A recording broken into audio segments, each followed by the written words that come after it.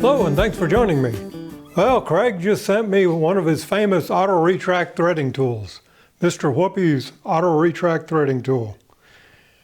And I've got the old version, and this is an updated version, and it looks pretty interesting. Let's take a closer look. Well, here's the two threading tools side by side. It's got a matte black finish, purely cosmetic. Probably saved them from having to polish that. Looks basically the same. The return spring is on the shank, and this one's on the side. That should make it where it doesn't require as much spring pressure to return it. One of the problems I had with this one was it tried to act like a slide hammer and turn the tool post. This one may not. Oh, that's ingenious. I think you reduce the slide hammer effect by making this spring completely extended. In other words, it's real weak right there, so it slows down on its own without requiring any kind of bumper or whatever to, whereas this one, yeah, it's full pressure spring more or less. I think this is going to work good. Let's check it out on the tool post. Okay, this is the old one.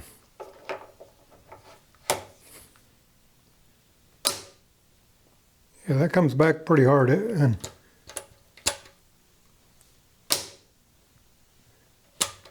after you do that 10 passes, the tool post tends to turn a little bit. Now you can put sandpaper underneath here. I've got some sandpaper I had cut that goes underneath there and completely stopped it, so it worked good. Now let's try the new one.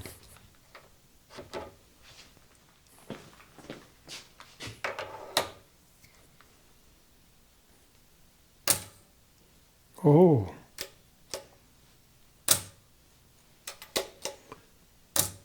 I don't think that's going to turn the tool post whatsoever.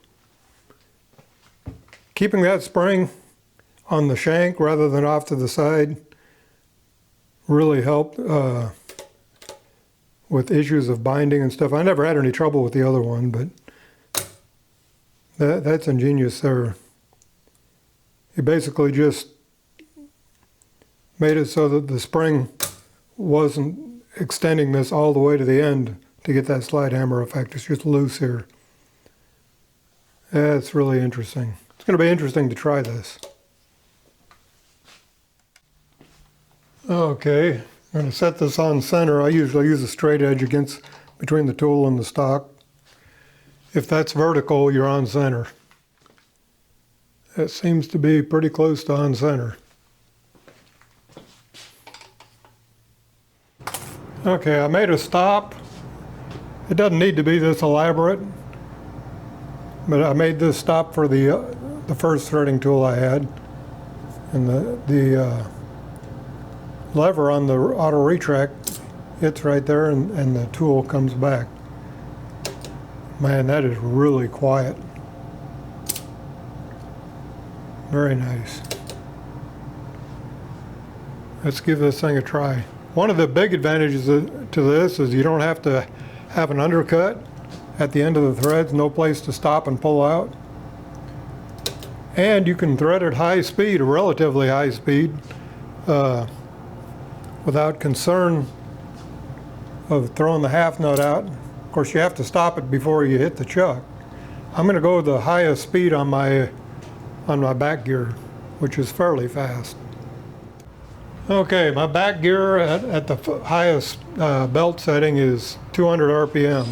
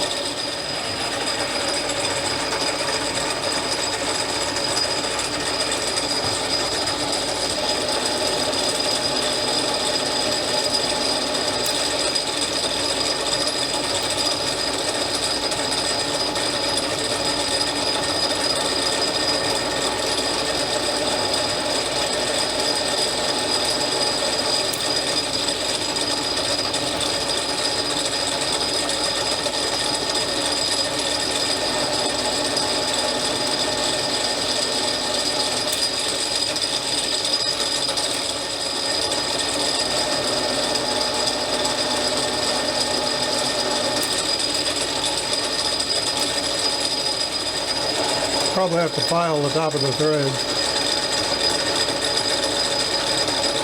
Yeah, I didn't have to, but I went a little deep actually.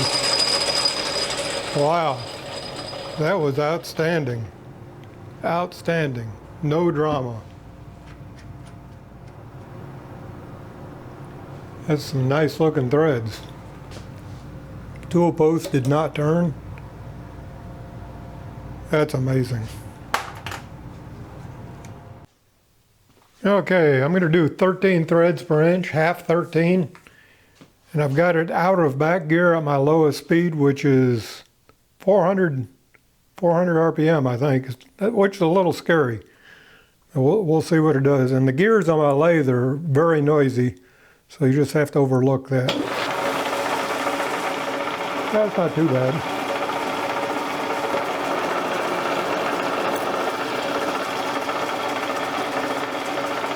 Yeah, that's fast.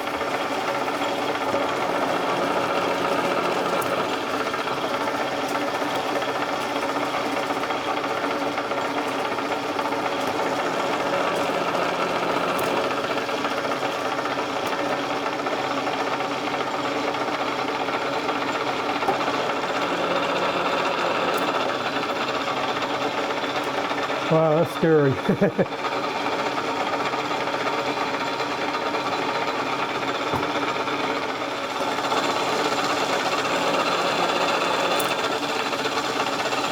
Having trouble hitting the threading dial mark.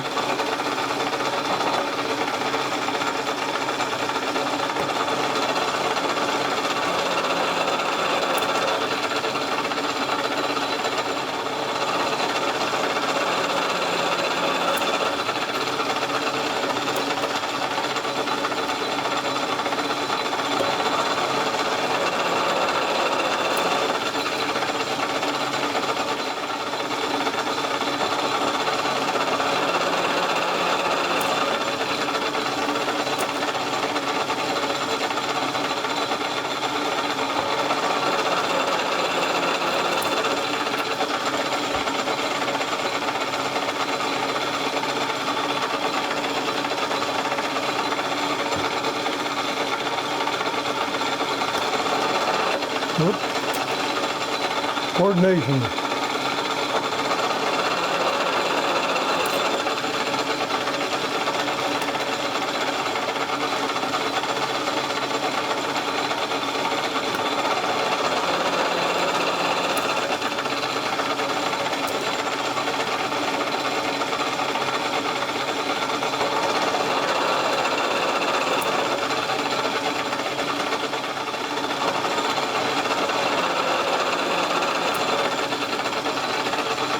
That might be it. Oh, it looks good. Those are some nice looking threads.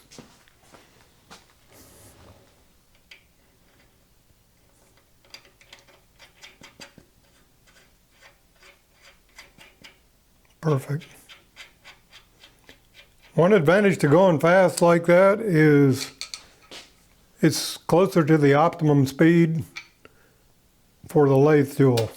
In other words, for mild steel, it's 100 surface feet per minute. And I was probably going about 80 surface feet per minute, which is much better than the normal slow speed of threading. The only disadvantage to that high speed is hitting the mark on the threading dial. But I'm impressed. That is very, very, very nice. No tool post turning. Perfect.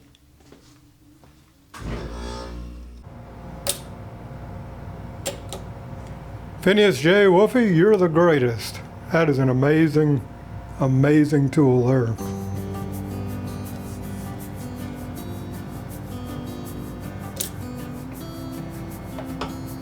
Heck yeah. Well, that about wraps it up for today.